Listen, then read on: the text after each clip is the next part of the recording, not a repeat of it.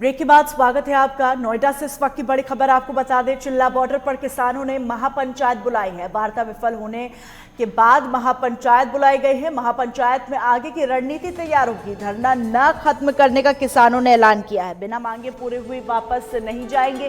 Cabinet के प्रस्तावों का किसान इंतजार कर रहे हैं। तो चिल्ला बॉर्डर पर महापंचायत बुलाई गई है। इस वक्त की बड़ी खबर किसान आंदोलन से जुड़ी हुई आपको बता रहे हैं। चिल्ला बॉर्डर पर किसानों द्वारा महापंचायत बुलाई गई है। साफ तौर पर कहना है, जब तक सरकार मांगे नहीं मानेगी, धरना प्रदर्शन खत्म नहीं होगा, वापस नहीं जाएंगे।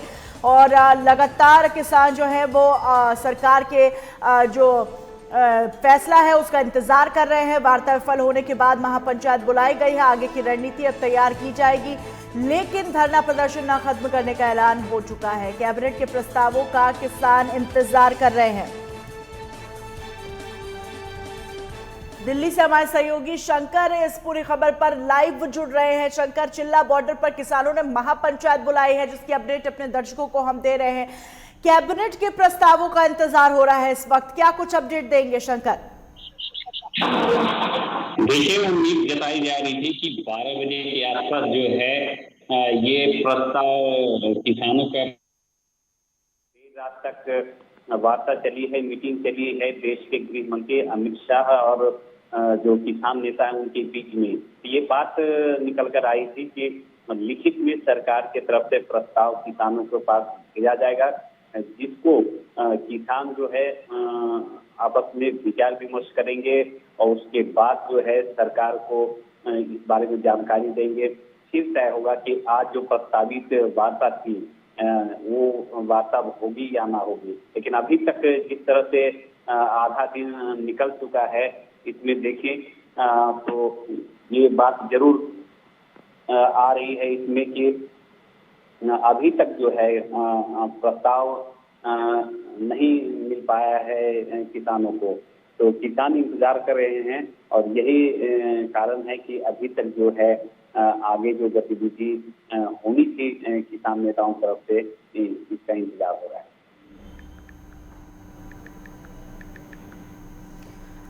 वहीं दूसरी तरफ शंकर, ये देखा जा रहा है कि किसानों का आंदोलन जो है वो और ज्यादा उग्र होता चला जा रहा है और एक बड़ी तादाद में अन्य किसान भी उनके आंदोलन का हिस्सा बन रहे हैं। ऐसे में अब आगे की रणनीति किसानों की क्या होगी? क्या इसके बारे में कोई जानकारी मिल पाई है? देखिए, आज जो प्रस्ताव सरकार की तरफ से आना है, सारा कुछ जो कहें कि पूरा दारोमदार इसी पे है। हालांकि ये जरूर है कि किसान नेताओं की तरफ से एक सुर में एक बात जो कही जा रही है वो यही है कि जब तक उनकी मांगे मान नहीं ली जाती है, तब तक ये जो अपना आंदोलन है किसान खत्म नहीं करेंगे। और देखें कि अगर बीच का रास्ता नहीं निकल पाता है तो ऐसी सूरत में, ऐसी स्थिति में हो सकता है कि किसान जो हैं अपनी रणनीति को बदलें और जो आंदोलन अभी तक देखें शांतिपूर्ण तरीके से चल रहा है, हो सकता है कि इसमें कुछ बदलाव देखने को मिले। और हालांकि परेशानी, अगर आम लोगों की बात करें, आम जनजीवन की बात करें, तो इस प्रदर्शन से लोगों को काफी ज्यादा परेशानी हो रही है। देखें तो दिल्ली के कई सारे जो बॉर्डर हैं वहाँ पे भारी जाम की स्थिति देखने को मिल रही है। तो लोगों को परेशानी हो रही है अभी के भी हालात में। लेकिन अगर स्थिति और भी बदलती है और किसान अगर अपने आंदोलन को और तेज करेंगे तो ऐसी सूरत में लोगों को परेशानी बढ़ेगी, लोगों की परेशानी बढ़ेगी और कहीं न कहीं फिर सरकार पे और भी दबाव बनेगा। तमाम जानकारियों के लिए बहुत शुक्रिया शंकर आपका। और इसी के साथ गाजियाबाद से हमारे सहयोगी जावेद के साथ हम जुड़ते हैं। जावेद, गाजियाबाद में क्या स्थिति है? क्योंकि किसानों का आंदोलन जो है वो रुकने का नाम नहीं ले रहा और क्योंकि सरकार के साथ बातचीत किसी नतीजे पर नहीं पहुंची है, तो यह आंदोलन और बढ़ता जा रहा है। महापंचायत भी बुलाई गई है चिल्ला बॉर्डर पर। क्या कुछ अपडेट जावेद आपके पास है, जानना चाहेंगे? किसानों की जो आंदोलन है वो उग्र रूप लगातार ले रहा है और भारी तादाद में किसान यूपी बॉर्डर और सिंधु बॉर्डर पर जमा हो रहे हैं। हालांकि आज छठे दौर की वार्ता चल रही थी, उसके बाद अभी तक कोई ऐसा नतीजा सामने निकलकर नहीं आया है, क्योंकि 5वीं दौर की वार्ता भी विफल रही थी, जिसके चलते किसानों में खासा आक्रोश भी देखा गया है। कल भारत बंद भी किसानों द्वारा किया गया था, उसका भी खासा असर दिखा है और गृह मंत्री द्वारा एक बैठक भी बिठाई गई थी, बातचीत भी कुछ हुई थी। मगर आज जिस तरीके से आज वार्ता चल रही है, किसान संगठन की वार्ता चल रही है, कुछ न कुछ हल निकलने की आशंका थी, मगर अभी तक कुछ भी निकलकर सामने नहीं आया, जिससे किसानों में लगातार आक्रोश बढ़ता जा रहा है। उसी के चलते तमाम सिंधु बॉर्डर को, यहाँ पे जो यूपी बॉर्डर गाजीपुर बॉर्डर है, यहाँ पर तमाम तरह के किसान हैं जो लगातार जुट रहे हैं। यानी कि एक महापंचायत का भी ऐलान कर दिया गया है। अगर आज कोई समस्या का हल नहीं निकला तो कल पंचायत में, अभी सूत्रों से बात करें, किसान संगठनों की बात करें तो दिल्ली में कूच करने से उन्हें कोई नहीं रोक सकता, क्योंकि जिस तरीके से वो उग्र रूप से आंदोलन कर रहे हैं और उग्र रूप से वो लोग आज बात कर रहे हैं। उन्होंने यहाँ तक कि पंचायत के विजुअल भी हमारे पास मौजूद थे तस्वीरों में, तो उन्होंने खुद का कहना है कि अगर आज कुछ समस्या का हल नहीं निकला तो किसान एक बड़े आंदोलन की रूपरेखा तैयार कर दिल्ली कूच करेंगे और सरकार के खिलाफ जमकर हल्ला बोलेंगे। क्योंकि अब यह भी देखा गया है कि गाजीपुर और सिंधुपुर बॉर्डर पर लगातार किसान जुटे हैं, यहाँ बातचीत चल रही है। किसानों की संगठन लगातार बातचीत कर रहा है, महापंचायत भी कर रहा है और कहीं ना कहीं बड़ी एक रूपरेखा तैयार की जा रही है। जी, तमाम जानकारियों के लिए शुक्रिया आपका। वहीं रायपुर से बड़ी खबर आपको बता दें, पूर्व गृह मंत्री ननकीराम कंवर का पत्र वायरल हो रहा है। रमन सरकार के कामकाज पर पत्र लिखा है। तत्कालीन बीजेपी अध्यक्ष अमित शाह को लिखा है पत्र। कई विभागों में भ्रष्टाचार को लेकर सवाल उठाए हैं। तो रायपुर से ये बड़ी खबर आपको बता रहे हैं, कई विभागों में भ्रष्टाचार को लेकर सवाल खड़े किए हैं और इसी को लेकर एक पत्र लिखा गया है, जो पत्र वायरल हो रहा है। पूर्व गृह मंत्री ननकीराम कंवर का पत्र वायरल हो रहा है। रमन सरकार के कामकाज पर पत्र लिखा है। तत्कालीन बीजेपी अध्यक्ष अमित शाह को यह पत्र लिखा गया है। तो इस वक्त की बड़ी खबर आपको बता रहे हैं।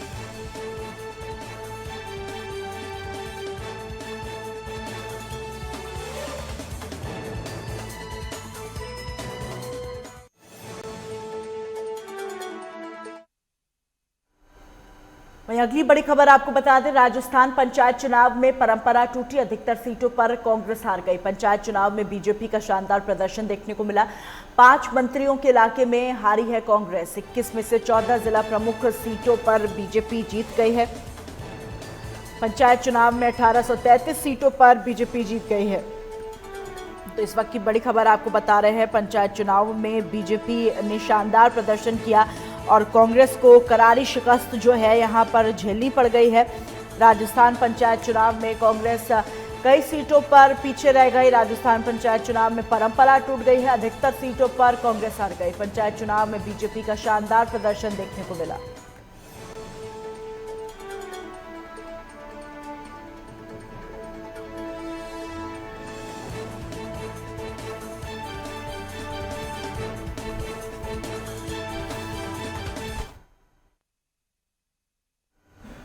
वहीं जोधपुर के पीपाड़ सिटी में आगामी 11 दिसंबर को होने वाले नगर पालिका चुनाव को लेकर कांग्रेस और बीजेपी प्रचार प्रसार में पूरी ताकत झोंक रही है। कांग्रेस 17 साल पहले अपना खोया हुआ वोट इस बार वापस बनाने को लेकर कोई कोर कसर नहीं छोड़ना चाहती और इसी क्रम में आज कांग्रेस कार्यालय में कांग्रेस के वार्ड प्रत्याशियों और वार्ड पर्यवेक्षकों की बैठक आयोजित की गई। बैठक को संबोधित करते हुए पूर्व सांसद बद्री राम जाखड़े ने कहा कि भाजपा वाले झूठ बोलकर जातिवाद के नाम पर लड़ाकर वोट प्राप्त करने में माहिर है।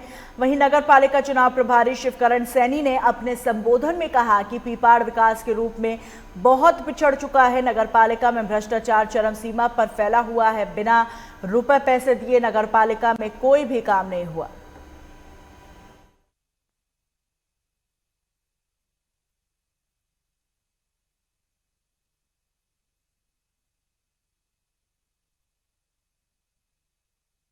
के पीपाड़ सिटी में आगामी 11 दिसंबर को नगर पालिका का चुनाव होना है, जिसके लिए कांग्रेस पूरी ताकत झोंक देना चाहती है और बीजेपी के प्रचार प्रसार के बारे में कांग्रेस ने बात करते हुए कहा कि कांग्रेस 17 साल पहले अपना खोया हुआ वोट इस पर वापस बनाने को लेकर अड़ी हुई है और कांग्रेस कार्यालय में कांग्रेस के वार्ड प्रत्याशियों, वार्ड पर्यवेक्षकों की बैठक में कई महत्वपूर्ण बातें हुई।